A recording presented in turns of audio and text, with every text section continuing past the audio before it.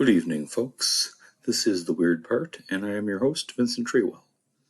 Tonight we're going to be talking about a revisionist historian from Britain in the mid-20th century named Comyns Beaumont. And we're going to look at his work, which I find interesting, and we're going to talk about what he was a forerunner of, and some other examples of extreme revisionist history that have gained popularity in recent years, and the implications that they have in today's world, where we're sometimes said to be living in a post-truth world, a post-truth society.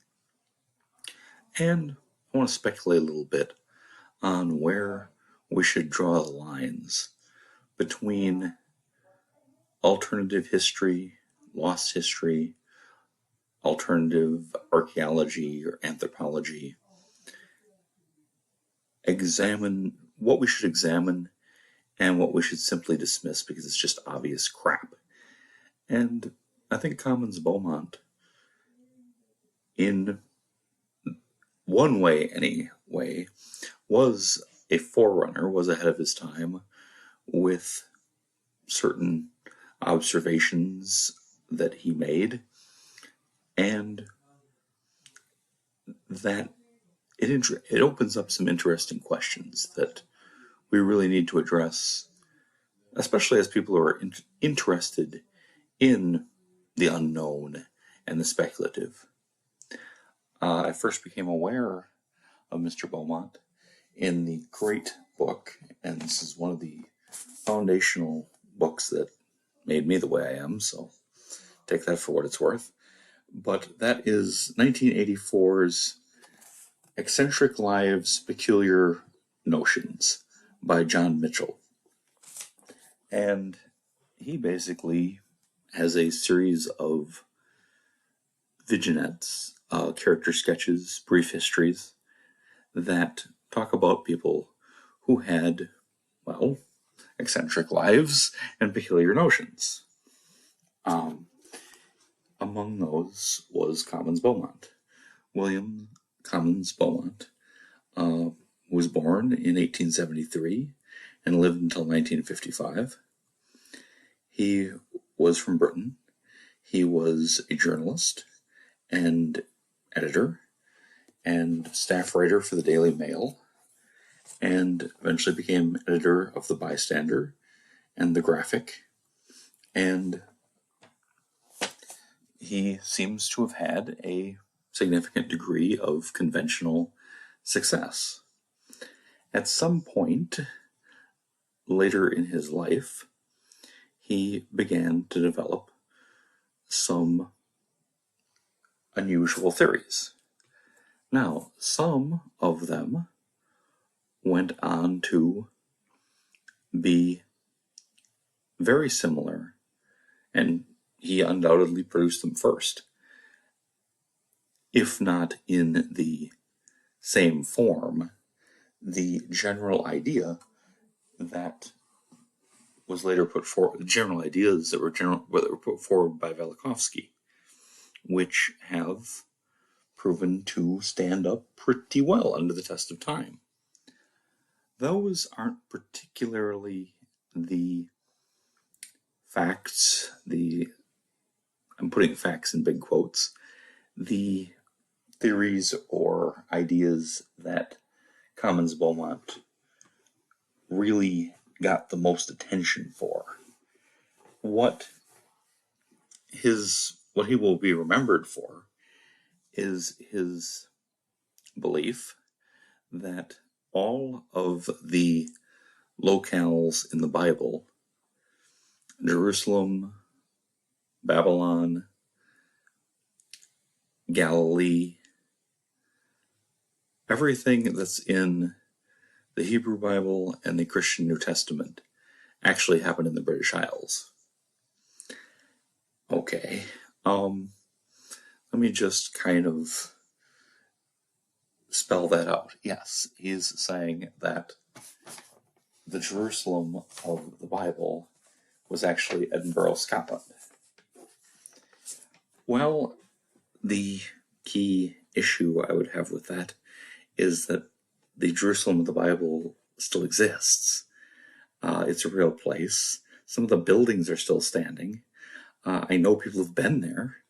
It's easily able to be investigated that Jerusalem is Jerusalem, and it is not Edinburgh, Scotland. It's just not.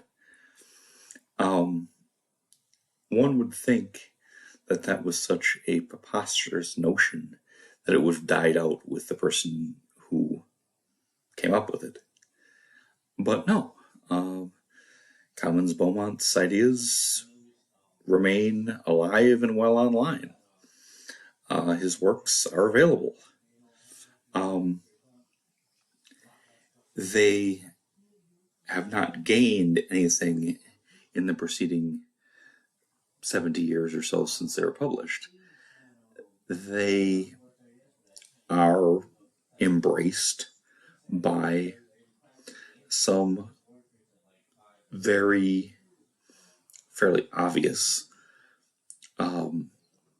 white supremacists and people who want to rewrite history so that everything important was done by someone white, and anti-Semites, it almost goes without saying, who want Christ to be a British druid, which was what Beaumont portrayed him to be, rather than being what the historical Jesus of Nazareth, which is in the Middle East, in Israel, absolutely was. Whatever your beliefs about Jesus, I believe you have to be bound by historical fact that as a living human person, he was a Middle Eastern Jew, that he was not a druid in the British Isles. If you want to follow a different faith, then I think you should do so. But I don't think you can just make the historical Jesus into whomsoever you want. I bring this up because I love revisionist history. I love alternative archaeology, alternative anthropology.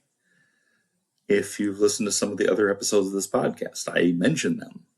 I think that that is fascinating material.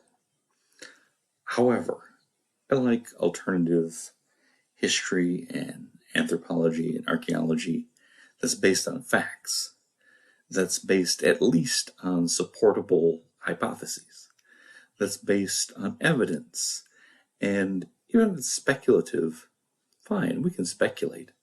We can speculate based on things that could possibly be true. When you're telling me that Jerusalem's in Scotland, there's really nothing more to discuss, because there's not really, in my humble opinion, a debate worth having there, when really the discussion just boils down to, no, it's fucking not. Okay, there's a big difference. Edinburgh's Edinburgh, Jerusalem is Jerusalem. You can interpret things however you wish, but you can't just uproot and transplant historical cities and figures and then recreate a backstory that just basically says, well, the Pope lied about it all. Well, that's nonsense. Okay? And that doesn't depend on the credibility of the Pope. It depends on tons of evidence and testimony and documentation that goes back thousands of years until Christ was actually walking the earth. Whatever your interpretation of that may be, when Jesus of Nazareth was walking the earth, he was walking the earth in Palestine, Israel, as a Middle Eastern Jewish person. And anything that tries to uproot that story and put it somewhere else isn't worth discussing and isn't alternative. It's simply fantastical. And that was a lot of the work of Comyns Beaumont. That he wildly just rewrote all of the biblical narrative to take place in the British Isles and to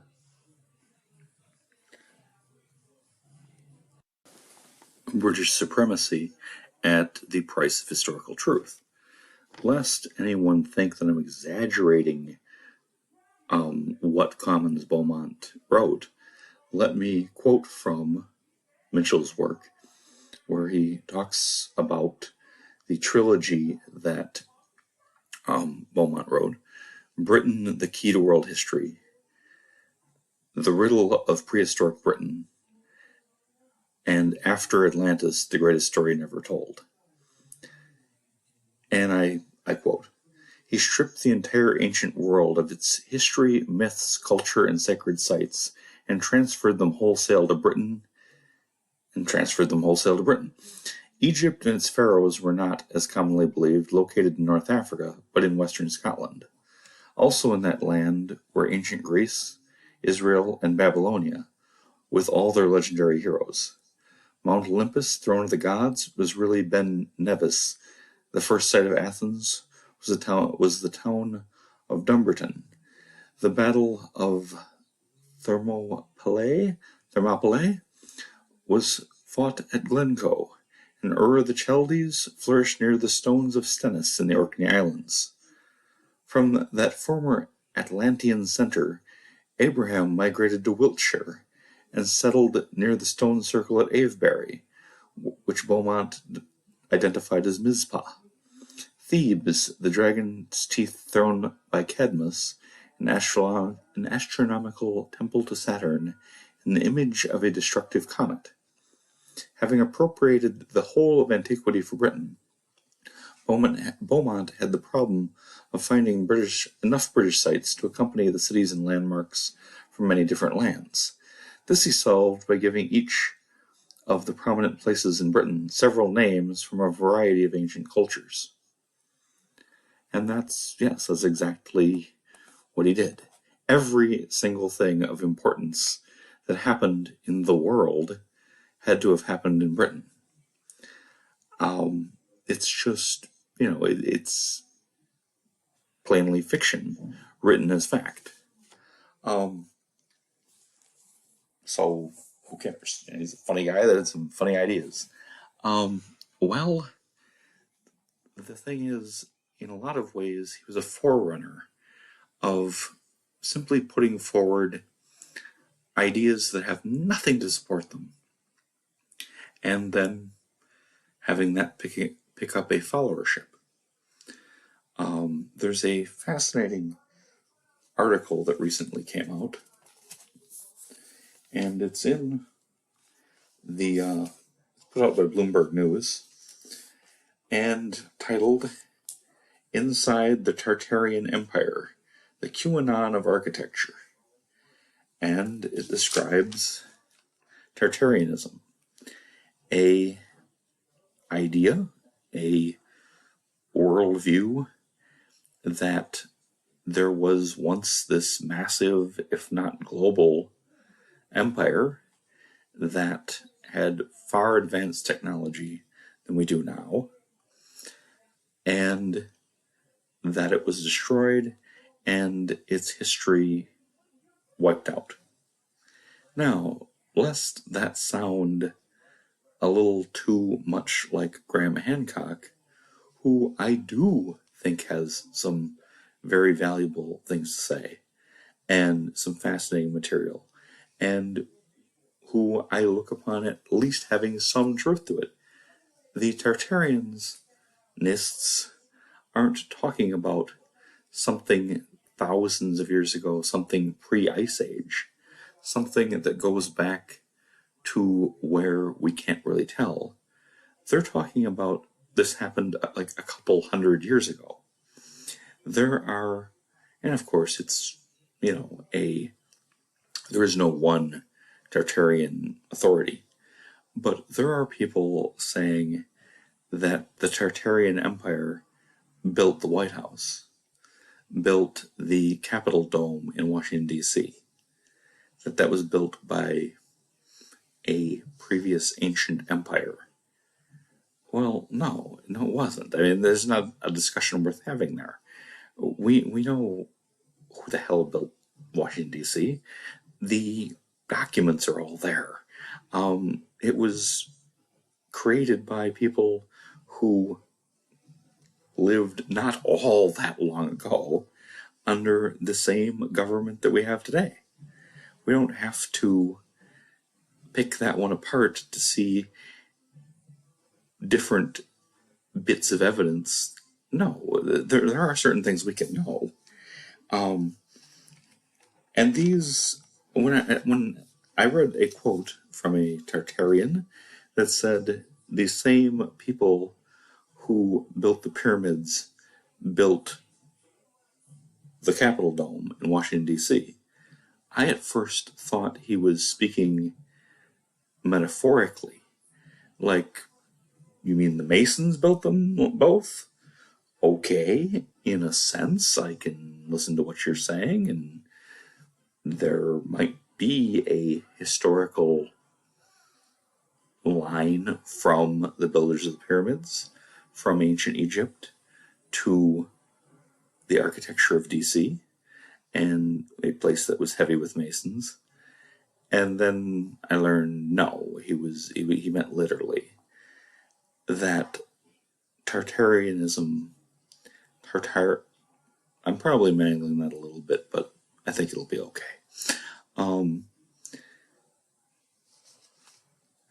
Tartarianism just believes that any impressive piece of architecture was built by this one now lost civilization, but not lost all that long ago, but lost only, depending on who's doing the talking, a couple hundred to a few hundred years ago,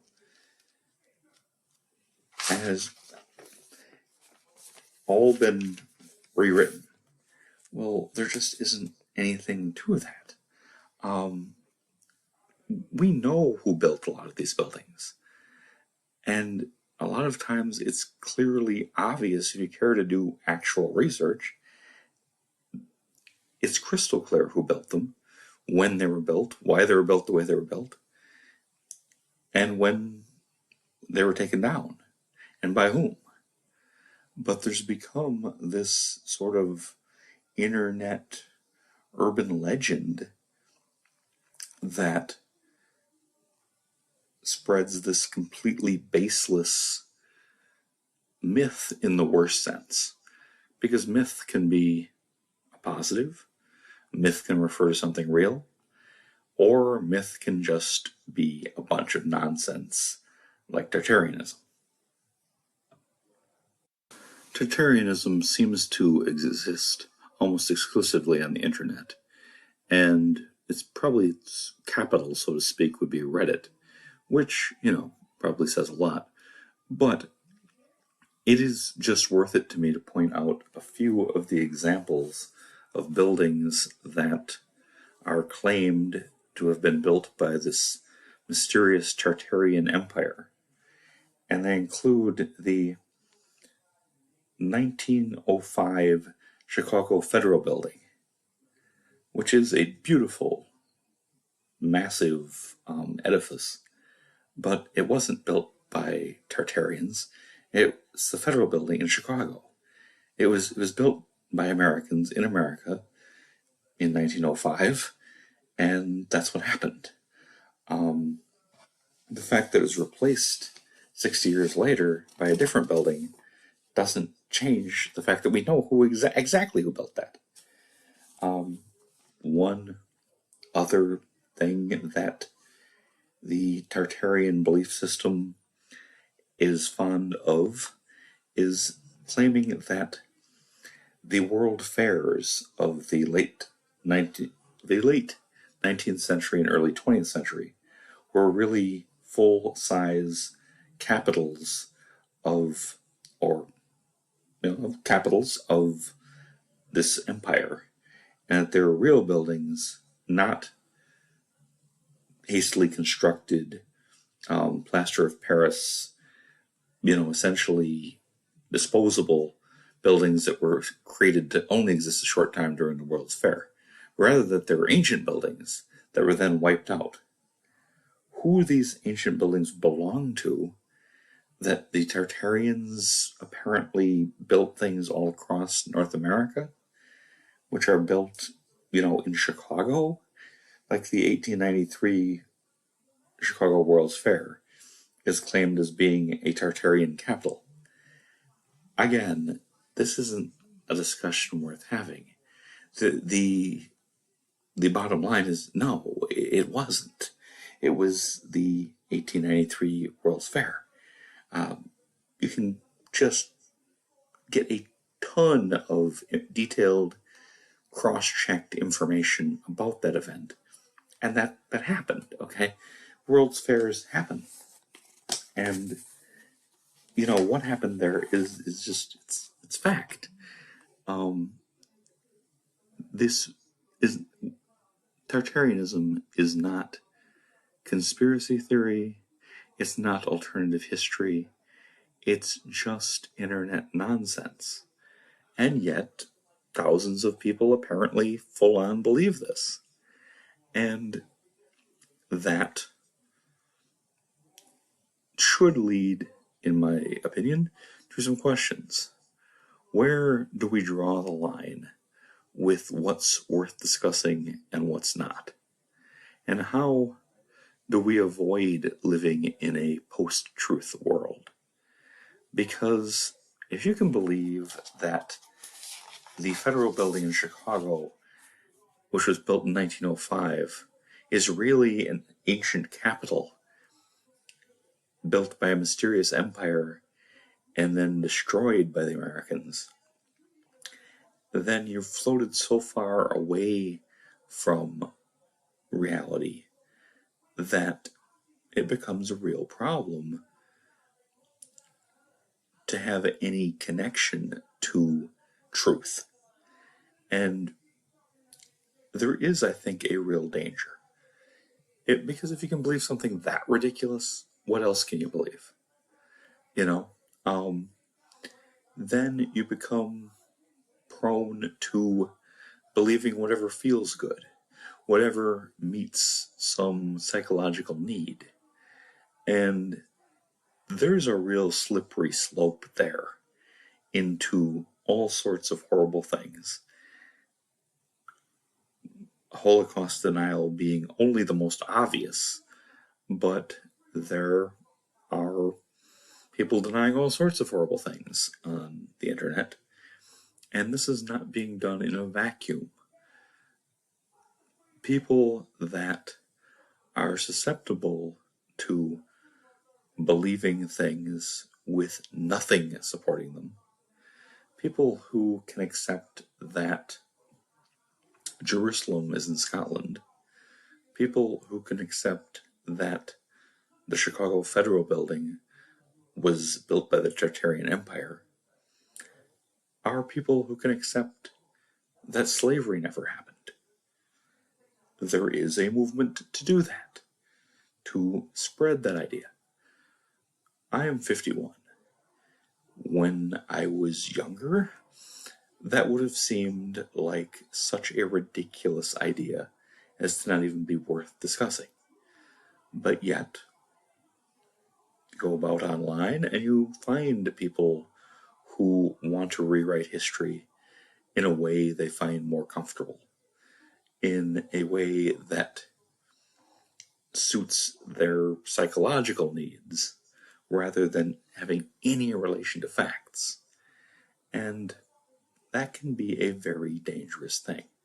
that is not without consequences, especially when there are people working and funding and plotting and planning to weaponize the lack of historical knowledge in the American people and in people of other countries who want to create a fact-free discourse where there are no agreed upon, no, we know what happened there, who want to recreate a false history.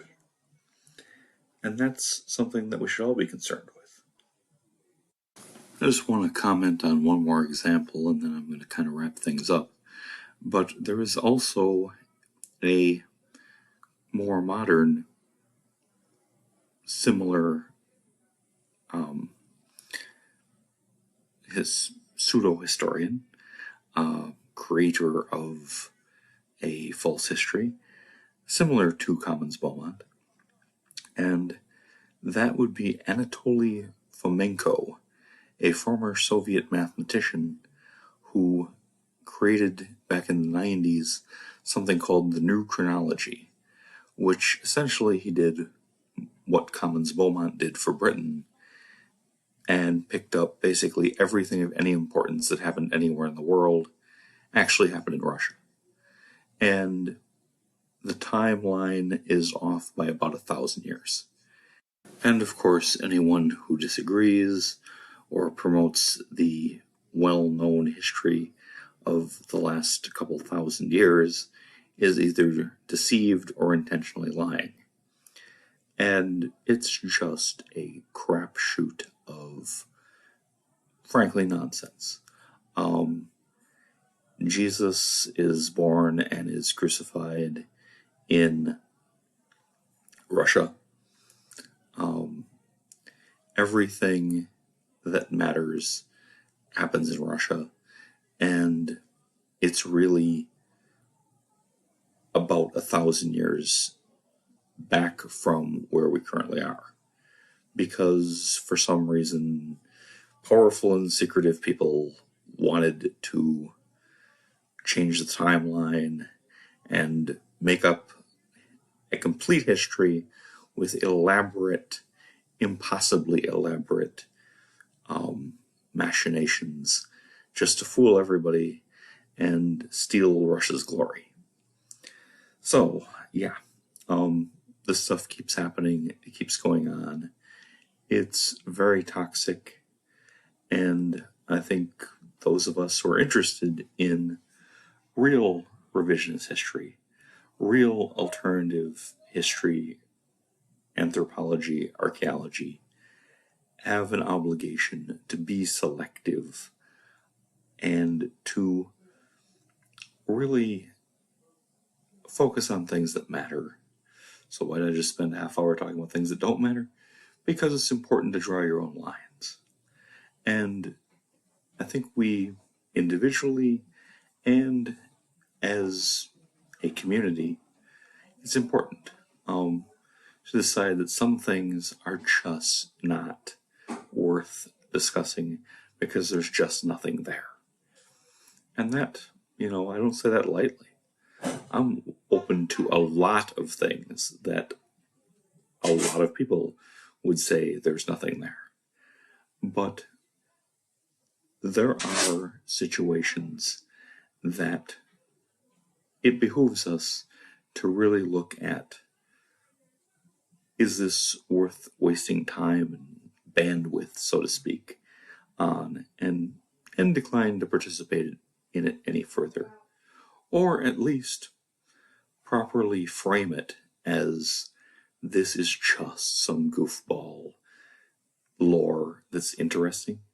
This is something that, is worth reading about. It's fun to talk about, but let's not take this too seriously, and let's not let it influence how we view what's really going on in the world. And I think there's a place for Comyns Beaumont. I think there's a place for Tartarianism. I think there's a place for the new chronology, but that place is the curio shop of crackpot theories.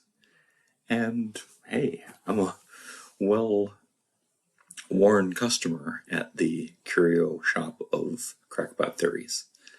But I acknowledge they're crackpot theories.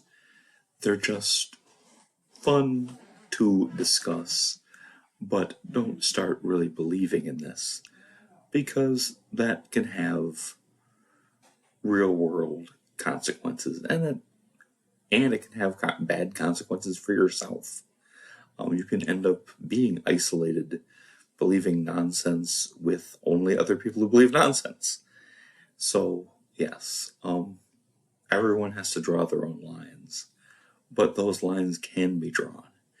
And I believe that you can draw lines between things that are at least possible, things that are speculation based on, in the words of Leonard Nimoy, based in part on theory and conjecture, and there are things that are just so ridiculous they should be kept in that curio cabinet. Thank you for listening. This is The Weird Part. I'm Vincent Trewell. Good night.